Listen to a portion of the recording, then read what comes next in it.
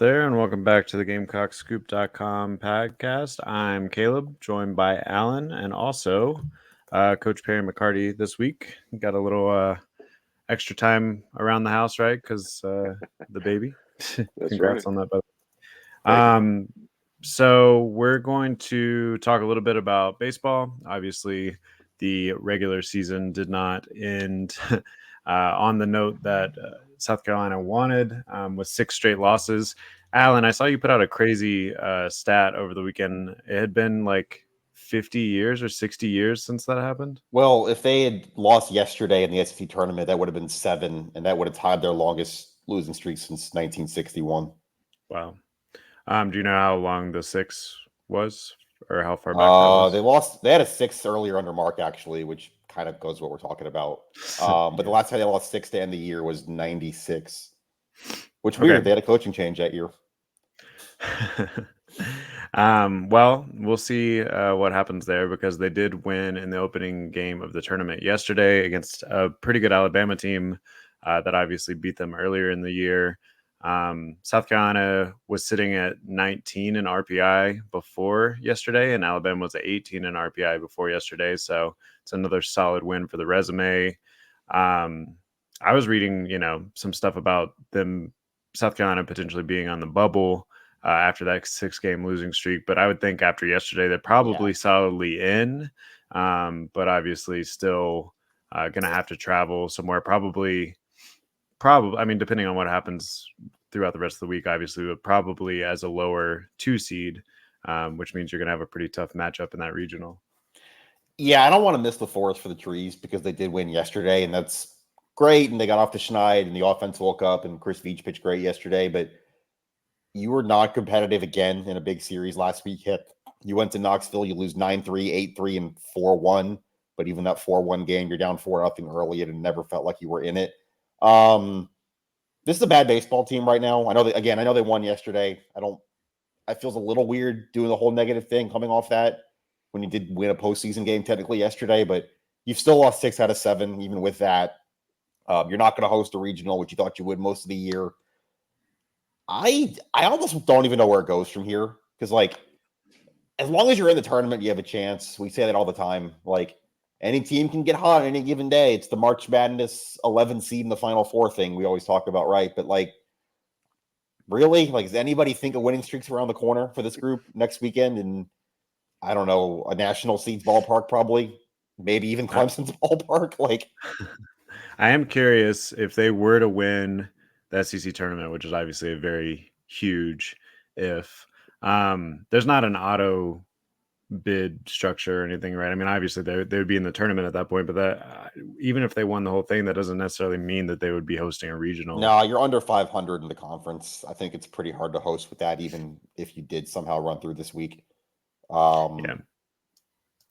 I just don't know. Maybe we can have the big picture discussion another time, because we did it recently, and there's bigger picture games coming. But the fact that you were even kind of on the bubble, it was remote, and you probably would have been in yesterday, even if you lost, and now you're almost definitely in. But the fact that you were even flirting with a bubble, A, at this program, but B, with this season, to me is unacceptable.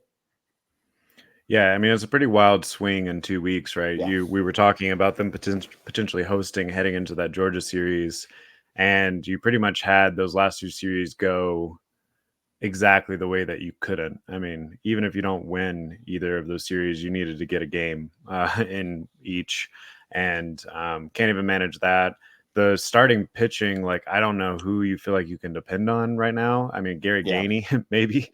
Yeah. He's had back-to-back pretty good weekends, but then back-to-back outings where I think he got left in a little bit too long, and you didn't kind of make that transition to maybe a Chris Veach, who obviously showed last night that he still has a lot of value coming out of the bullpen, and can, potentially go a little longer than just 3 outs or whatever he's been used to out for most of the year. At this point, I think it's all hands on deck. You got to use every resource that you can. The bullpen, both of the past 2 weekends, has been fine, but I just don't even know who you feel like you can depend on as starters right now, and that's not an ideal place to be when you're heading into these series where you're really going to be stretching your pitching. Yeah, that's kind of what we talked about last week, right? Where like you still need 27 outs to win a baseball game, whether you feel comfortable with the guy you have on the mound for the first 3 innings, the last 3 innings, like you still are going to be uncomfortable at some point the way this roster sets up. And I guess if you stayed in the winners bracket in the regional, like you could piece it together. But I think if you lost, even like looking at next weekend, even like one of those first 2 games and you had to go to a losers bracket and play an extra game, like I think that would probably be a death sentence for this team. Just I don't think you have the pitching for an extra game against anybody. Yeah, we'll have to see how the next couple of games go out in Hoover. Obviously, there's one here in about 2 2-ish hours. hours. Yeah, that's a pretty big one against Arkansas. And then how does the bracket shake out from there? It'd Yeah, be it's either double a limb. So LSU is playing Kentucky now. If you win, you play the winner of that game. If you lose, you play the loser of that game. Maybe you get a Michael Braswell rematch tomorrow. That'd be fun. People on our message board would like that. yeah, no, definitely. Yeah, I mean, obviously, no game from here on out is going to be one that you would necessarily feel really great about, but also no game that I feel like you completely can rule them out at this point either. I think that win yesterday was pretty big, no matter what happens from here, just to get back in the win column Yeah. before the tournament starts. Because, yeah, I feel like baseball is such a momentum sport, and it's very easy to get caught in that like losing mindset, and it's really hard to That get over that tailspin hill. for Yeah, sure. exactly. Especially if you had lost yesterday, you would have been out. At that point, by the time you took the field for a regional, if you made one, you'd be staring at almost a month since you won a game because you'd have 10 days off before the regional if you'd lost yesterday. Right. Any idea what the projections are looking like? I have seen potentially end up going to Clemson, which obviously would be interesting. I mean, that is the crazy thing is that a series that you feel like you could, I mean, that you're like likely to win? No, but I mean, you look at the 2 games earlier this season, they were both pretty close. It doesn't feel like an inevitability either. Uh, I don't know. There's just so much baseball left to be played that I do think there's still room on the table for some weird things to happen and the whole like Kingston discussion to get even more interesting. Because I mean, if you Yeah. go win a regional at Clemson, then it kind of Yeah. Then we're not changes talking about a lot of the anything. narrative. Yeah. D1 baseball's bracketologist still had them at Clemson as of 2 days ago. They haven't put out a new one since then. BaseballAmerica.com, which is kind of the other one to look at, dropped one this morning that had them at NC State. I think you're probably looking at one of those ACC because they obviously can't go to an SEC school. NC State, UNC, Clemson, maybe Florida State. Like probably one of those ACC hosts. I think is what you're looking at for next weekend. Would definitely be interesting. Um, what are you looking for in today's game? Eli Jones on the mound, right? Yeah, I think you just want him to pitch well and get. You talk about baseball being a momentum sport, the confidence back. They actually moved him to the bullpen in Knoxville, and he pitched pretty well, but it was only 2 innings, and he had some bad luck behind him with the defense. You just want him to look like himself again. I think like you're in the tournament now. I think, and now it's the rest of this week here, whether that's 2 games or longer. It's just about momentum, figuring out who you can maybe trust, and kind of trying to get some of those good vibes going. And I will say you're playing a team with nothing to play for today. Arkansas is pretty much guaranteed a top 8 seed. They're starting a midweek guy today. So, like, how shocked would we be if you just turned around and beat a team with no motivation to play and stayed here a little longer? I mean, that is the interesting thing about the tournament, right? Even some of South Carolina's best teams, Yeah. national championship winning teams, haven't fared particularly well in Hoover. So there would be a little poetry, I guess, for this like middling squad to make a run here. And it does play a factor that some of the uh, more Omaha minded teams in this tournament aren't necessarily going to, roll out their best But stuff isn't that the whole throughout this point, week. though, that you're not one of the Omaha minded teams right now? Yeah, but I mean, you could still work your way into it, I guess, with a solid showing. I don't know. It's really hard to draw a path there, but I also think, assuming you end up at one of those ACC teams in the regional, I mean, you'd certainly rather play NC State or Clemson than any of those top SEC teams that you've been playing week in and week out for the last couple of months. So It'll be interesting. I mean, still, you're probably gonna have to go through one of them in a super after that, but Yeah, that's a different discussion for June probably, or next week once we get a bracket. Selection shows Monday at noon, by the way. Should have started with that, but for those wondering, and the host sites get announced Sunday night, I think at 8. But South Carolina will not be a host site, so you don't have to worry about that if you're listening to this podcast. Um, yes, you feel good about it, but I wouldn't pick South Carolina to come out of any of those brackets, even at an ACC school. yeah, no, it's true. Um, as far as baseball goes, I feel like there's still so much left in the air based on the way the rest of this week goes and where they end up. So we'll obviously kind of deep dive and do the post mortem on this season in the next couple of weeks. I assume at least. Um, Never know. never know.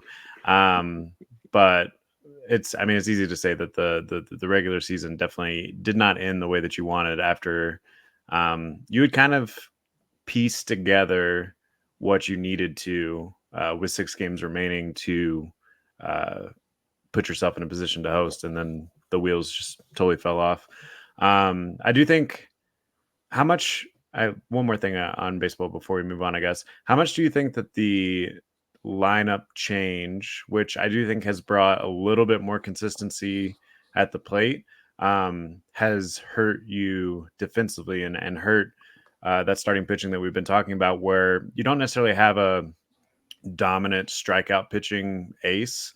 I mean, we Yeah. thought Roman Kimball could be that, but he just hasn't been consistent enough throughout the year. Coming off of that Tommy John surgery, how much do you think that that defensive lineup behind these pitchers that are pitching to put balls in play? And we've seen a couple of, I mean, even yesterday saw a couple of errors early Yep. have affected the way things have gone the last month. I actually think that's a really good point. I think it's hurt Eli Jones worse than anybody, to be honest with you, because he's such a heavy, even when he's at his best, he's not striking out guys.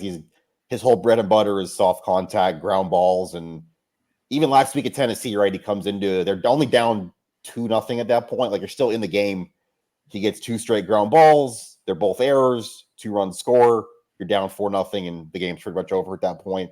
I don't know about the staff as a whole, because I think there's also just, they're still giving up a lot of homers. I think they gave up, I mean, I'm trying to think off the top of my head now. It was 3 in the Friday game at Tennessee, and I think also 3 in the Thursday game. So I never see a ground ball go over the fence. He's still got to make better pitches than that. Right.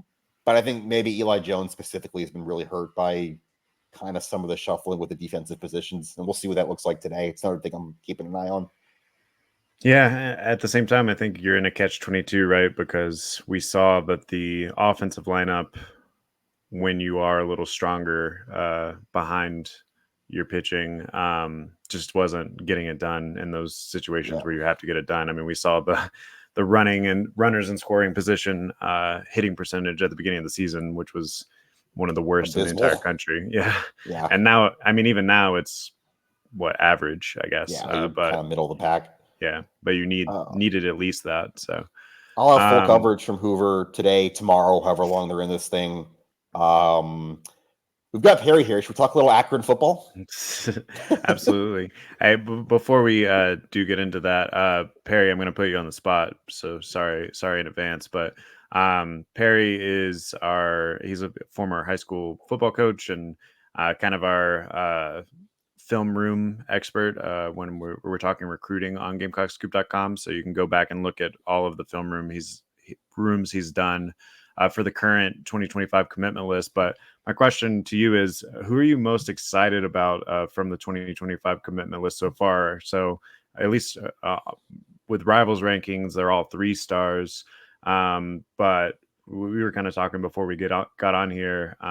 Maybe that's not the most accurate, at least at this point in the process, the most accurate overall take on some of those guys. Yeah, I think that's pretty straightforward right now. Brian Rowe, the receiver.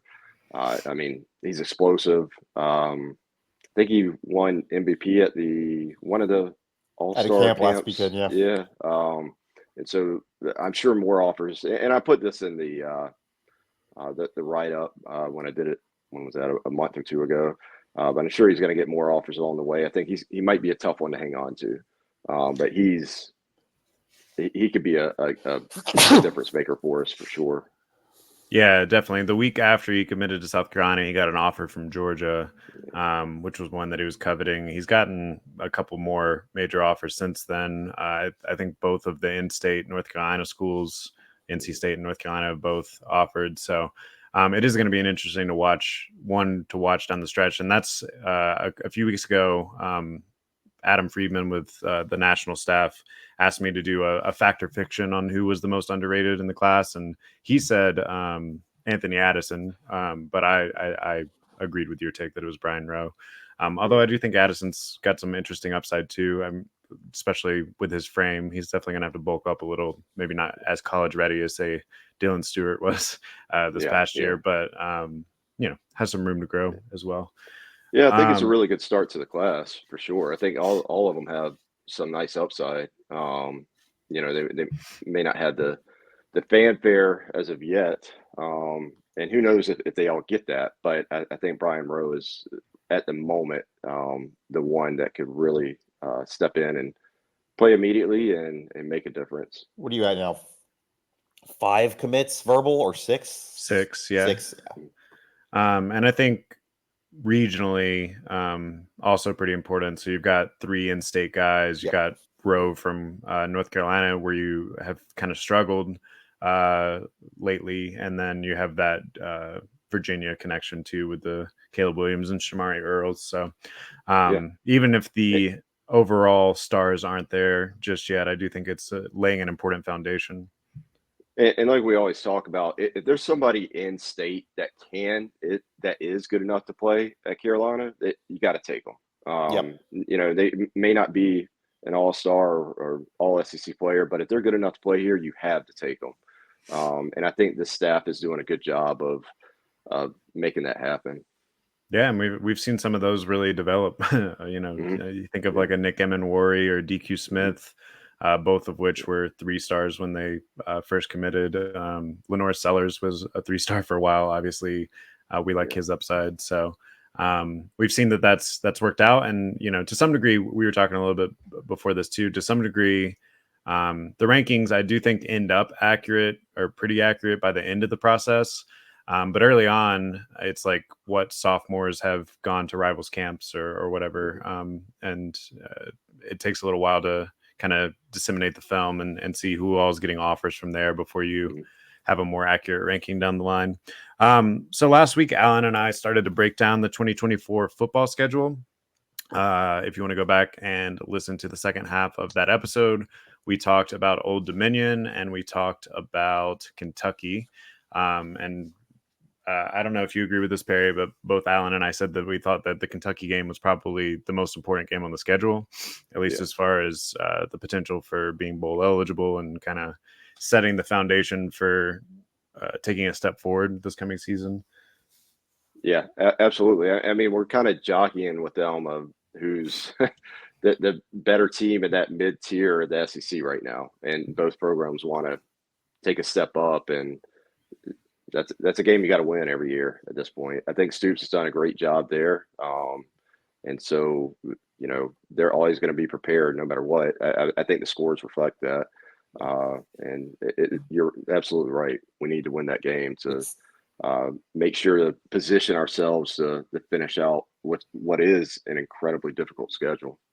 It's hard not to. This is what we said last week too. Just with where that game falls in the schedule, with it being, it's hard not to have the here we go again. Maybe from the building, from the players, from definitely the fans. If you lose that game too, which we discussed last week, but I think that's the most important game on the schedule. And we talked about Kentucky's roster and kind of how it sets up for a good 5-10 minutes last week. If you want to go back and listen to that. Did I say Bob Stoops? I meant to say Mark Stoops. Definitely not Bob Stoops. A Stoop.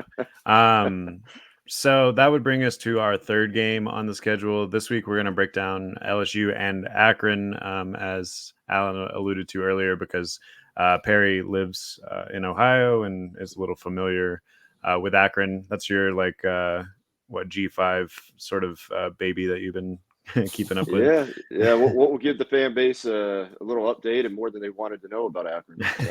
So probably a lot more than what you'll actually hear on the radio. I can guarantee you that. There's at So, least one person listening back to this who's just going to skip the LSU section because they want to hear all about Akron. might be the Akron fan base, somebody there, not so much the Carolina fan base, but yeah. So yeah, let's talk a little bit about LSU. That's a week 3 matchup at home. Obviously, like we just mentioned, coming off of that Kentucky game, if you have won that one, then it sets up a pretty epic first test that could really, I think, vault you into the national conversation if you could somehow pull that off. LSU will already have been in the national conversation at that point. One, because obviously they just came off a pretty great season, are expected to be pretty good under Brian Kelly most years. But also they open up their season against Southern Cal. So we'll kind of know a lot about them and whether or not they've been battle tested by the time they get here. What are you guys thinking, I guess, about the 2024 LSU Tigers? I think obviously the headline is that they are going to have to replace 3. Was it all 3 of them were in the first round? Was it Brian Thomas Jr. first round draft pick too? I think so. I think so. If not, he was second round. Either way, so 3 top 50 draft picks from the 2023 roster. Right now, if you're looking at the projected depth chart, it seems like Garrett Nussmeier will probably be the starter quarterback, but South Carolina fans will also remember that AJ Swan, who seemed like was going to transfer to South Carolina for a minute. I mean, he did commit to South Carolina for a minute, but then changed his mind and ended up at LSU. We imagine he'll also be, in the conversation for that starting job through fall camp. So, Alan, thoughts on this LSU matchup and how it's expected to shake out? Yeah, I think the different conversation here is obviously they're replacing the Heisman Trophy winner at quarterback, but that defense was nothing short of morbid last year.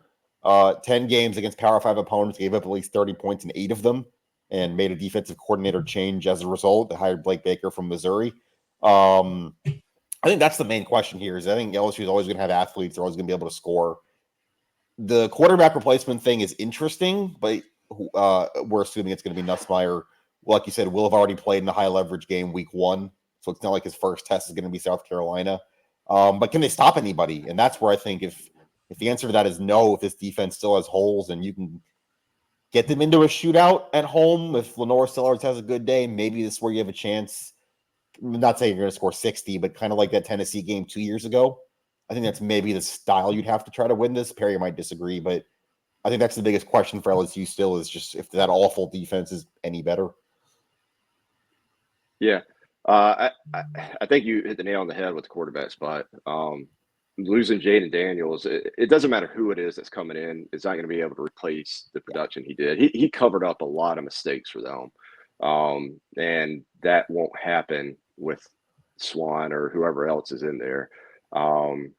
And there's just no way that offense is going to be as high powered as it was. And like you said, the defense, it could be better, but I can't see it taking a tremendous jump in the first year with a new defense coordinator, maybe the following year.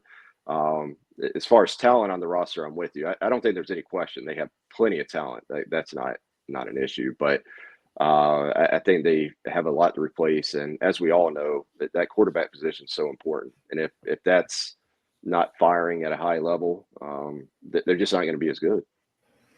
Yeah, I was reading a LSU fan site, speaking of the defense, and one of the things that they were lamenting, I guess, about the past defensive coordinator was that he did not seem willing to play younger guys, and they're hoping that the new one will. And you look at their 2024 recruiting class, it is loaded with some defensive talent that could maybe make an impact immediately.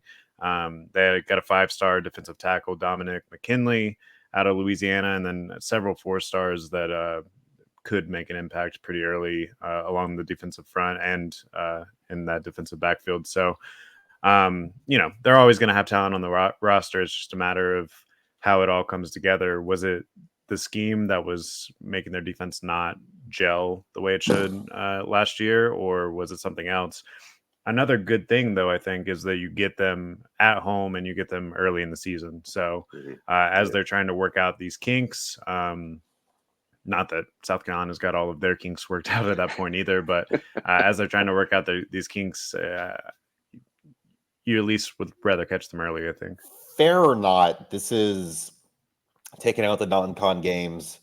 This is I don't even want to use the word winnable, but because it's going to be tough. But it is winnable, but like you feel better about this than probably either of the Alabama, Oklahoma road trips. I think LSU is more vulnerable than Ole Miss or probably even Missouri. Like this is one of the more winnable SEC games, other than Kentucky and Vanderbilt. No, Maybe I think I so. could be wrong, Yeah, but and that's kind of what I'm thinking. Should I be. think if you're At that point I, in season. Yeah. right, I think if you're going to take a big step forward and get back to 8+ wins, Yeah.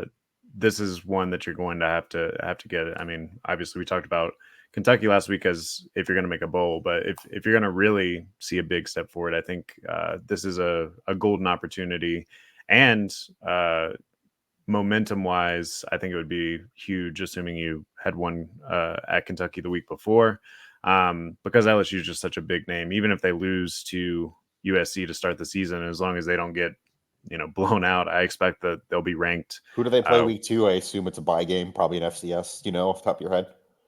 I don't, but I can look look that it up up. while you guys. Nicholls State. So yeah, it's an in-state bye game. Yeah, so I expect they'll be ranked somewhere, regardless of what happens week 1. So, any other, May 22nd thoughts on LSU? I think that about covers what I had on LSU. Just that I think like I said, it's probably in the top half of your SEC games in terms of where you feel like you could win them. I'm trying to think. One Has thing South that Carolina ever beat LSU since they've joined the SEC? Anyone know that off the top of their head? Well, there was the game where like the ref set a pick on Steven Garcia. That's the first one that comes to mind. That there was one the was Hurricane close. game that got moved. I don't know if they have. It's a good question. What were you going to say, Harry? Yeah, the defensive line coach that took a nice pay increase to join LSU, I believe he got let go with that whole defensive staff too. So that's something to note there. I don't know if Carolina fans care too much about that, but perhaps maybe it wasn't the best move. South Carolina's gotten them once. They got them in 1994 in Baton Rouge. Yeah, so that would be right after they joined the SEC. Yeah. And before that, they did beat them in 1930 as well. But yeah, LSU's 19 and 2 all time. I guess there was a tie in there somewhere too. Tie in 1995. So back-to-back seasons, you you beat them by 1 point in 94 and then tied 20-20 in 95. But yeah, it's been a long time. So that would be a pretty big win, I think, if you could pull that off. The other LSU even played in Columbia. 08 was the last time they were at Williams-Brice. Yeah. I think that was the forearm shiver game that you're talking about. Yeah. 95, was that the Carquest Bowl? Is that what that was? No, that was a regular season game. No, I mean that year though. Was it 95 the Carquest Bowl? Or am I making that up? If any LSU fans are coming and want to invite me to tailgate with them, I'm open for that. I hear y'all cook pretty well, and you haven't been to Columbia in 16 years, so I hope you bring all your stuff out there. Yeah. 1995 was the Carquest Bowl, but that was the 94 season. Gotcha. Okay. Because it was like New Year's 95. Anyway, so we'll talk obviously a lot more about all of these opponents as we work through the summer, and I will be writing out game by game breakdowns of each of the opponents on GamecockScoop.com too. Once the preseason magazines start to come out and can kind of dive a little deeper on that. Let's talk a little bit about week 4. So South Carolina will be coming off that LSU home game with a home game against Akron. Feels like a game South Carolina should win, but I'm sure Perry can give us the bull take on Akron. The only thing that I was able to find kind of preview wise for 2024, College Football News has them picked tied for last in the MAC for 2024. They have them going 3-9. Akron opens their season at Ohio State, which is pretty tough. Then they go to Rutgers, and then they get Colgate at home, so they'll get a little bit of a breather, I guess, before they have to come down to South Carolina. But pretty tough beginning of the schedule for them before they start to fall into that MAC schedule. Perry, what can you tell me about Akron? Yeah. So the funny thing is that Ohio State game, the first week one that came on the schedule just recently. Kentucky pulled out.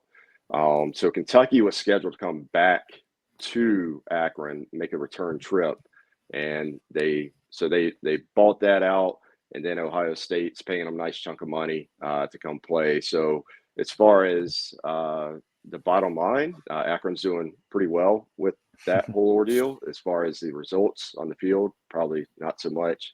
But one thing that I don't know how many folks watching this watched the Kentucky Akron game last year, but it was a one-score game going into, I believe, the tail end of the third quarter, and then the wheels kind of fell off from there.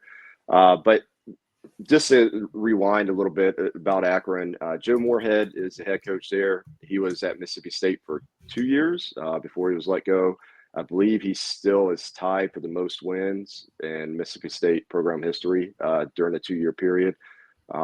He's been the offense coordinator at Penn State. He's been the offense coordinator at Oregon. Every year, NFL teams, college teams are reaching out to him to be the OC. He took a drastic pay cut to go to Akron. He's originally from Pennsylvania, and he wants his kids to kind of grow up there. I think his oldest son is playing small college ball at a Pennsylvania school, and his youngest son is I think sophomore, and he's just now picking up offers, working with the same quarterback coach of Ryan Montgomery, who unfortunately we missed out on. So that's a name to watch down the line. But the one thing about the Akron program, this is something I don't think I've ever seen before. In 2022, they played 6 games to one score, so one score or less. They only won 1 of them. 2023, it was 7, and they only won 2 of them. As far as just one score games go, I don't know if I've seen any program play that many close games and come out on the losing end of that many during that time frame. They played Indiana to a 4 overtime game last year, to where I believe the quarterback DJ Irons was hurt at the end of that. Then they didn't have a quarterback really worth anything for the rest of the season, and so they got kind of derailed from there. One thing Akron does do, because Moorhead was a P5 coach and he has so many connections, he brings in a lot of P5 transfers. The transfers he brings in from the lower levels were typically all conference players at those lower levels looking to play up. And they've apparently gotten some nice donations from to gear towards NIL here recently too. So that could become a player as far as recruiting. But they only take about 10 to 15 high school recruits in each class. They're hitting the portal hard. Moorhead's trying to flip the roster as quickly as possible. Between Akron and UMass, they probably had the worst rosters by the end of 2021. Don Brown at UMass has done the same thing, flipping that roster as well. So they actually have a much more competitive program than people realize. By no means should they come into Columbia to win, but it might be a closer contest than fans expect. The biggest hole that Akron had, and again, Carolina fans can relate to this, is on the offensive line. They just didn't have any type of depth. Defensive line was next, so they've done a lot of replacing there. I think there are only 5 players still on the roster from when Moorhead took over. So he didn't quite do it in the Dion fashion form at Colorado and get rid of all of them in the first year, but he did do it over 2 years. And the quarterback this year is former NC State quarterback Ben Finley. He then transferred to California, played some out there. So he has some experience. I actually saw him in the spring game. He looks really good.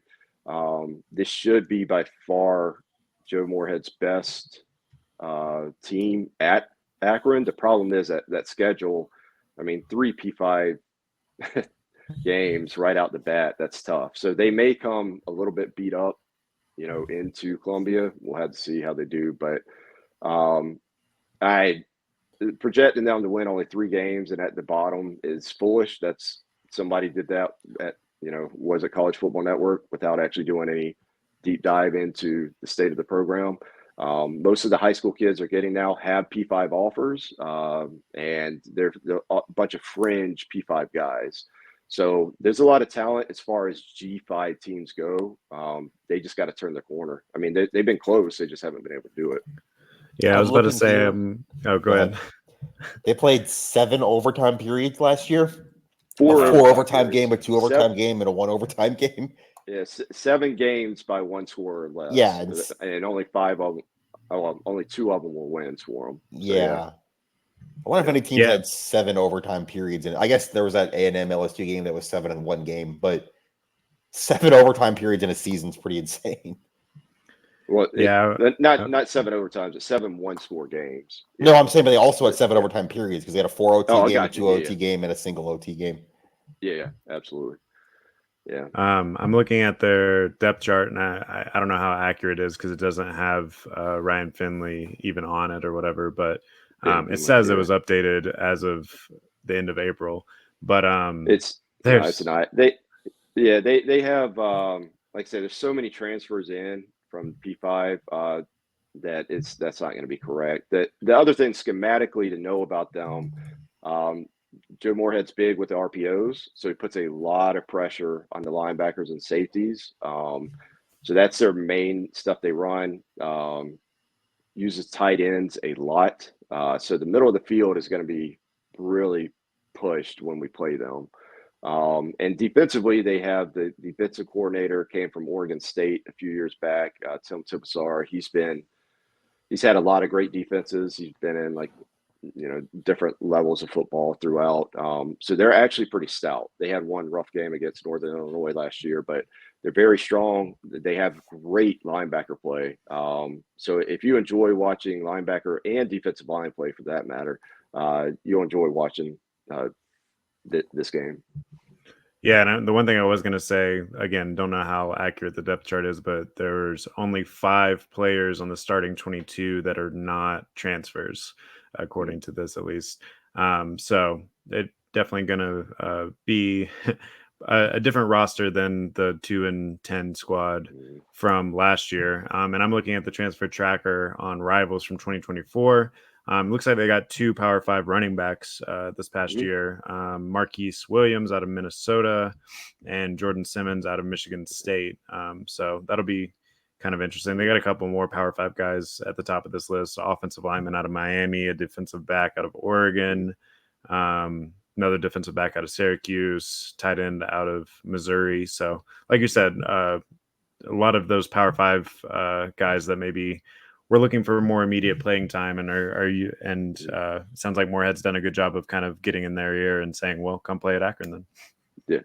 Yeah. Seymour, he's from Miami. He actually started some down there. I think he got hurt for a period of time, but talking about the offensive lineman there. So yeah, they've been really hitting that area hard. And Jordan Simmons, the running back from Michigan State, should be the starting running back.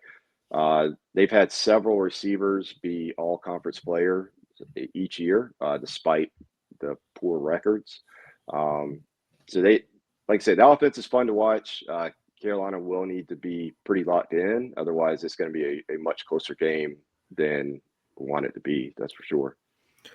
Well, at the very least, maybe as people listening to this, have a new G5 team to keep up with. I know I'll definitely be rooting on them to not finish last in the MAC after that disrespect that the College Football News showed them. And they have two players from Dutch Fork on the roster. There you go. So yeah, and a transfer from Carolina. Gosh, I'm drawing a blank. Joey Hunter. So he's there as well. Unfortunately Joey's still dealing with injuries, just like he was with us. But yeah, so there's some Carolina connections there. Yeah, I wonder how this game even ended up on the schedule. It seems pretty random. I don't know. Try to think of other MAC teams that South Carolina has played lately. I mean, Pete Lembo's at a MAC school now, but this game was He's obviously at scheduled way Buffalo. before. Yeah. Way before that anyway. Yeah, Limbo's turning over the roster pretty heavily there now too. Since spring Yeah. ended, which is to be expected. So he's going to have. It'll be interesting to see what he can do there this year. I think it's going to be kind of tough this year for him. But he seems to be doing a good job. Uses Carolina connections. In fact, the defense coordinator I think he was a defensive analyst at Carolina a few years ago. And then he was a linebackers coach at Miami of Ohio, and now he's the defense coordinator for Limbo. And I think there's another Carolina connection there too. I just can't think of it. But, maybe the thought was there's just so many people moving from Ohio to South Carolina that they would fill in some seats. I don't know. Ohio folks do love Myrtle Beach, so I don't know what the deal is there. They did play Akron in 2018. That was the weird game. They added a game to get bowl eligible. It was the week after the Clemson game. They were 5 and 6 playing on December 1st. So if that, not even the first time they played Akron, I guess, but completely forgot about that game. Yeah, what was the score? Too, do you have it pulled up? 28-3 South Carolina, which got them to 6-6 and into the Belk Bowl. Nice. All right. Well, we'll have some full coverage on the site here in a couple hours from Hoover. I guess as soon as you get over there. Yeah, right, that other Alan? game's in the 7th inning already. Okay. So less than a couple hours. And we'll be back here next week to talk everything that happened in Hoover, talk where South Carolina is going to be for their regional matchup, and continue to break down the schedule with a week 5 game. I don't even know who it is off the top of my head. Is that the road trip? Actually, the bye week's week 5. 2 byes this year. The first bye is week 5, and then week 6, Ole Miss is in Columbia. Which actually pretty good timing, I think, for a bye. You get Akron, so you're probably going to have a win, go into the bye week, and then you got 2 weeks to prepare for a tough Ole Miss team. So. Yeah, and then the other bye is after that, Alabama, Oklahoma, back-to-back. Also, so probably a good time for a bye. Yeah, I mean, I think maybe the conference had to throw them a bone after the schedule that they gave them. So, all right. Well, we'll be back next time. Until then, this has been the GamecocksScoop.com podcast. We'll see you.